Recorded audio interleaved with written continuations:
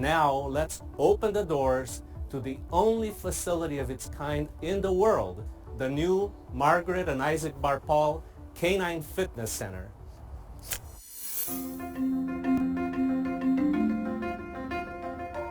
Welcome. We're here at the Canine Fitness Center now. This project really started for us, I would say, probably 5 years ago. We had looked at ways of exercising our dogs. I said, if we're serious, truly serious about the way we train our dogs, then we should see our dogs as athletes. This center allows us to incorporate all aspects of exercise and all aspects of confidence building to make our dogs complete. I don't need a guide dog that can run fast. I need a guide dog that can work in every inclement weather, be rain, snow, hot weather, and have the endurance and the stamina. So we're building stamina animals without running them. And because we believe so strongly that improving the mental and the physical health of that dog improves training to the point that these dogs graduate. We have proof, and we've repeated the process over and over. So that has sold us enough to actually start this kind of a process. What's unique about Canine Fitness Center here is everything, really everything. From the floor we're standing on, being rubberized is meant to allow a grip surface.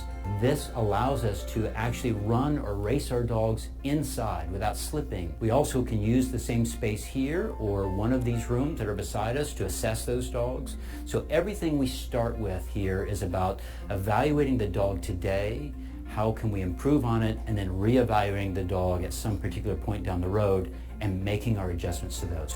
We have 4 what we call Fizeo Rooms, and these rooms are in essence soundproof, so the dogs are not distracted. Also really, really big component for us. Whereas training wants our dogs to be distracted and work through it, what fitness wants is for the dog to focus on core development and on strength development and on endurance.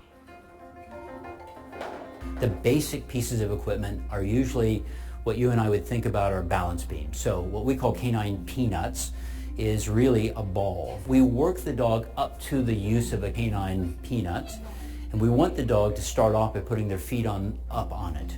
Changing the angle of the body is the first element to actually improving this dog's performance. That dog really has to learn that this is okay with me, it's comfortable for me. And by changing the angle, we've changed the angle of the back. So we're already beginning to work back muscles and pelvic muscles. And that's the first piece, from a peanut to what we have are these little discs, which are much smaller pieces. They're all about balancing the body. And so we're doing core development, we're doing muscle development. And so if we can add food and play to a dog's exercise routine, they'll do anything for us on those peanuts. And there's a turning point in our training, somewhere about 3 weeks or so. You're gonna have the dog that couldn't get on a balance beam or a peanut to save his life is on 2 and wagging his tail and enjoying, because he has confidence, he has strength, and he has the ability to go on. And I think that confidence, just like ourselves, if we can become confident in something you're doing, then we can only do the next thing better. We have 2 underwater treadmills, which are probably the piece de resistance in the whole program that we have. They provide us great version for exercise without heat. We can adjust the heat of that water, we can adjust the volume or the flow of the tubs, and then with the treadmill we can speed them up. So those dogs can learn to walk, run, and or swim all in one particular device. We have a hyperbaric chamber, probably the most unique piece of furniture in our building. Hyperbarics is all about pressurizing the oxygen to the muscle tissue itself. Hyperbaric medicine is really it's a human medicine. It's used for neurological orthopedic problems, typically in human medicine. And so the hyperbaric chamber, taking what we know from human medicine now to animal medicine, will allow us to stimulate neurogenesis in the process of our canine fitness. A normal rehabilitation or sports therapy approach, we would take as much as 8 to 12 weeks to train or condition these dogs. We're going to train these dogs in 4 weeks. And the hyperbaric is going to allow us, we believe, to actually speed up the model. We do have acupuncture and massage therapy that we can provide in this room. It's not something we may do for every particular dog, but it certainly will help the dog that's painful, the dog that's afraid. We use it for calming techniques. And along with that, we believe in scent therapy, and along with that, we use tools like ultrasound therapy. Humans will use that for a warming technique. We use those also for our muscles to build them up. So Lickety Sticks was a great concept. We were currently buying commercial lick sticks. We can go through 40 to 60 a day.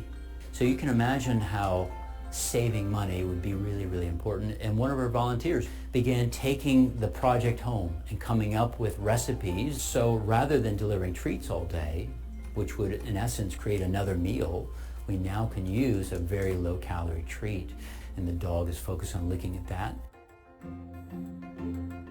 To our knowledge, we're the only school in the world that has a canine fitness center just directly designed to improve the quality of the dog, at least exercise-wise. And our staff is very certified heavy for what we get to do here, and I think that's also what makes Southeastern unique.